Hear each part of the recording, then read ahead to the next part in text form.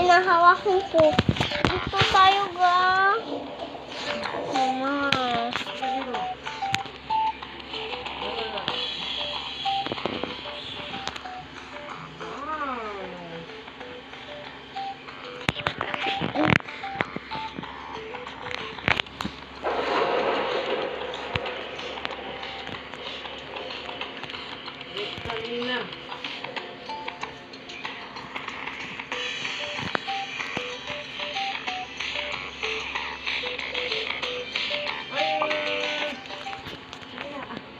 Takot ako sa daga.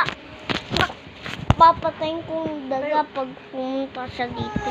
Kaya ano siya, lalabas din siya. Tsaka si mabait naman yung daga.